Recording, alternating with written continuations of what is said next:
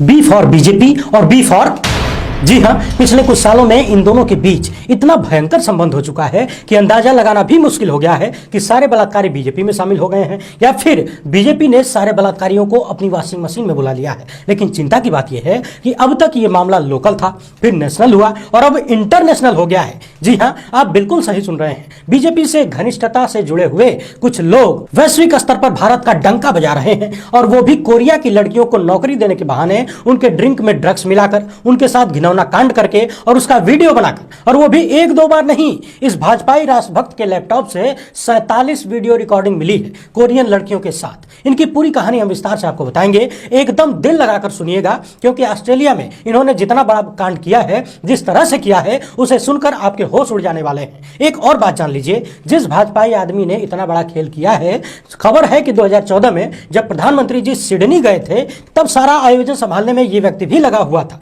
ये पूरा खेल जब आप सुनेंगे तो यकीन मानिए भोजपुरी में आपकी खोपड़ियां घूम जाएगी। इस खबर को शेयर करते हुए मशहूर पत्रकार रवीश कुमार ने तगड़ा वाला तंज किया है और बहुत अच्छे तरीके से लपेटने का काम भी किया है, वो भी आपको दिखाएंगे। इसके साथ ही इस वीडियो में हम एक और बहुत ही महत्वपूर्ण मुद्दे पर चर्चा करने वाले हैं, और वो है देश में अंतिम सांस ले रही पत्रकारिता को मृत्युशैया पर लिटाए जाने की तैयारी। जी हां, भारत में पत्रकारिता को और ज्यादा गर्त में ले जाने और उसका पूरी तरह से भगवाकरण करने के लिए मोदी सरकार ने तगड़ा वाला उपाय ढूंढ लिया है। इसे लेकर कई पत्रकार संगठनों ने आकाशवाणी और दूरदर्शन के भगवाकरण के खिलाफ चेतावनी दी है। यह खबर भारत के भविष्य के लिए बहुत ही महत्वपूर्ण है। इस वीडियो में हमने बहुत सारी खबरों का संकलन नहीं किया है, क्योंकि दोनों ही मुद्दे अत्यंत संवेदनशील हैं। इसीलिए आप सभी से अनुरोध है कि इसे बहुत ही ध्यान से सुनिए और अपने अन्य संबंधियों तक अवश्य पहुंचाइएगा। पहले बात कर लेते हैं इन महाशय की। गले में बीजेपी का गमछा लगाए और कम से कम 16 दांतों का प्रदर्शन करते हुए इनका हंसता हुआ नूरानी चेहरा देखते जाइए और बारी बारी से इनके द्वारा विदेशों में बजाए जा रहे भारतीय डंके का स्वाद लेते जाइए।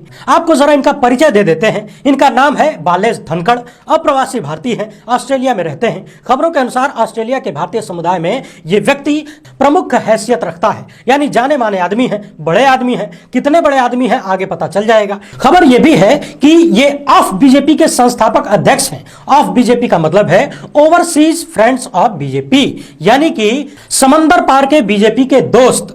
ये इस संगठन के अध्यक्ष हैं और ऑस्ट्रेलिया में भारतीय जनता पार्टी का समर्थन करते हैं। इतना ही नहीं, ये हिंदू काउंसिल ऑफ ऑस्ट्रेलिया के प्रवक्ता भी हैं। एक और बड़ी उपलब्धि सुन लीजिए। खबरों के अनुसार साल 2014 में जब भारत के प्रधानमंत्री नरेंद्र मोदी ऑस्ट्रेलिया गए थे, यानी सिडनी गए थे, तो यही बालेश धनखड़ प्रमुख आयोजनकर्ताओं में से थे। मुझे लगता है कि अब आप समझ गए होंगे कि ये कितने बड़े आदमी हैं। अब इस बड़े आदमी के बड़े बड़े कारनामे सुन लीजिए। इस आदमी पर आरोप है कि यह नौकरी देने का फर्जी इश्तेहार देते हुए कोरियन महिलाओं को अपने फ्लैट के करीब बड़े बड़े होटलों में बुलाता था इंटरव्यू के लिए। उन्हें ट्रांसलेटर की नौकरी देने की बात कह रहा था, यानी कि कोरियन भाषा से अंग्रेजी में ट्रांसलेट करने की बात कहा था।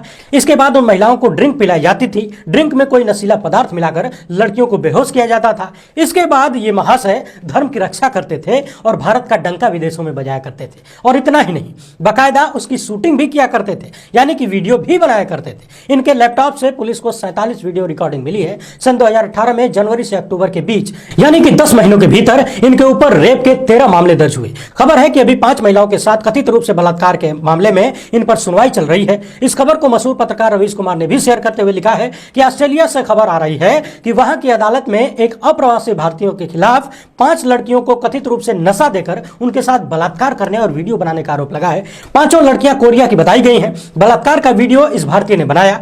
दिल्ली मेल नाम के अखबार ने इसका नाम बालेश धनखड़ लिखा है। बालेश का कहना है कि सभी 5 औरतों के साथ सहमति से सेक्स किया था, मगर वीडियो उनकी मर्जी के बगैर बनाया गया था। आगे रवीश कुमार लिखते हैं कि इस बीमार आदमी के कंप्यूटर से 47 वीडियो बरामद हुए हैं। ये सभी कथित रूप से बलात्कार और यौन शोषण के हैं। ये लड़कियों को बाकायदा कोड नंबर देता था कि किसका बलात्कार हो चुका है और किसका होना है। बाकी टाइम में ये धर्म की रक्षा में लग जाता था बेचारा। मैंने तो वहां के 2 अखबारों के आधार पर लिखा है। फिर भी भारत सरकार को और बीजेपी को अपने स्तर पर इसकी पुष्टि कर लेनी चाहिए। विदेश मंत्री चाहे तो वहां के राजदूत को इस काम में लगा सकते हैं। पिछले कई सालों में जिस तरह से बलात्कार की घटना और बीजेपी के लोगों के बीच आए दिन कोई न कोई संबंध निकल कर आ रहा है, बड़ी कंफ्यूजन पैदा होने लगी है कि क्या बीजेपी ने सारे बलात्कारियों को अपने भीतर समेट लिया है। एक और बात देखने वाली है, जहां संबंध नहीं मिलता है वहां बीजेपी के नेता और कार्यकर्ता जबरदस्ती संबंध दिखा देते हैं। कश्मीर की घटना को याद कर लीजिए, जहां बलात्कारियों के समर्थन में बीजेपी के नेताओं ने रैली निकाल दी थी। हाल ही में गुजरात की घटना को देख लीजिए, बिल्किस बानो के बलात्कारियों को, सजा याफ्ता दोषियों को भाजपा सरकार ने छोड़ दिया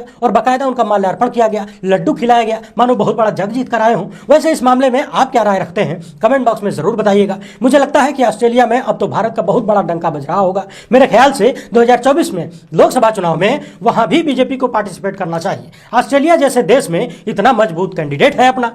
ये महाशय तो वीडियो दिखा के ब्लैकमेल करके चुनाव जीत जाएंगे। वैसे ब्लैकमेल से याद आया, तमिलनाडु में विश्व हिंदू परिषद के एक नेता को इस आरोप में गिरफ्तार किया गया है कि उसने पादरी को बदनाम करने की धमकी देकर कथित रूप से रंगदारी मांगी थी, और वो भी 25 लाख। यह है महाशय, तस्वीर देख लीजिए। आरोपों के अनुसार विश्व हिंदू परिषद के नेता मुथुवेल ने पादरी से कहा कि 25 लाख रुपया दो, वरना स्कूली बच्चों को प्रताड़ित करने का आरोप लगाकर तुम्हें बदनाम करूंगा।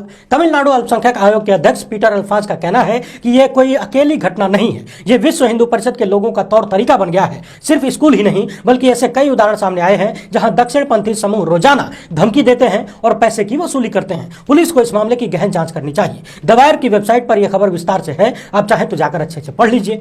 अब बात कर लेते हैं भारत में बची खुची पत्रकारिता को मृत्यु शैया पर लेटाए जाने की साजिश की। जी हां, देश की आकाशवाणी हो या फिर दूरदर्शन या फिर जो अन्य प्राइवेट चैनल्स हैं, ये लोग या तो अपने संवाददाताओं के माध्यम से खबर उठाते हैं या फिर न्यूज एजेंसी के माध्यम से खबरें लेते हैं, जिसके बदले में मीडिया चैनल्स न्यूज एजेंसी को पैसा देते हैं, यानी कि खबर खरीदी जाती है। हमारे देश में कुछ बड़ी न्यूज एजेंसीज हैं, जैसे कि पीटीआई, यूएनआई, इन्हें प्रमुख रूप से बहुभाषी न्यूज एजेंसी माना जाता है। लेकिन अब इन दोनों स्थापित न्यूज एजेंसियों को छोड़कर प्रसार भारती ने आकाशवाणी और दूरदर्शन के लिए हिंदुस्तान समाचार नाम की एक समाचार एजेंसी को अनुबंधित किया है, जबकि हिंदुस्तान समाचार नाम की न्यूज एजेंसी तुलनात्मक रूप से उन दोनों के स्तर की नहीं मानी जाती है। आप सोच रहे होंगे कि फिर सरकार ने ऐसा क्यों किया है, स्थापित एजेंसियों को छोड़कर एक अप्रसिद्ध एजेंसी को क्यों चुना गया है। तो यह समझने के लिए आपको हिंदुस्तान समाचार न्यूज एजेंसी के बारे में जरा सा जान लेना चाहिए।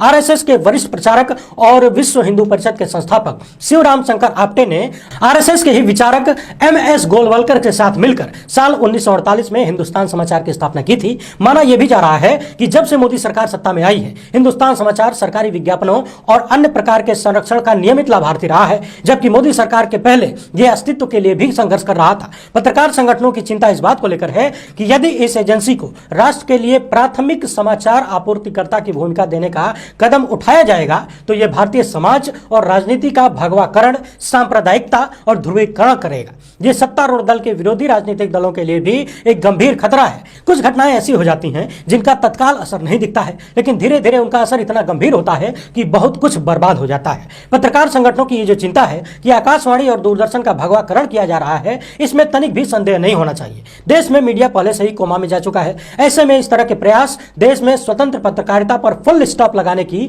मंशा को पूरा करने की खतरनाक साजिश है। हालांकि एक सच ये भी है कि वो गोदी मीडिया हो या फिर देश के सरकारी न्यूज चैनल हो, वो आकाशवाणी ले लीजिए या फिर टीवी चैनल ले लीजिए, सब पर पहले से ही भगवाकरण जारी है। मगर फिर भी इसके बावजूद यदि इस तरह का काम हो रहा है, यदि हिंदुस्तान समाचार एजेंसी को प्राइमरी एजेंसी बना दिया जाता है, तो यह स्थिति और भी ज्यादा गंभीर होने वाली है। वीडियो पसंद आया हो तो ज्यादा से ज्यादा लोगों तक पहुंचाइए।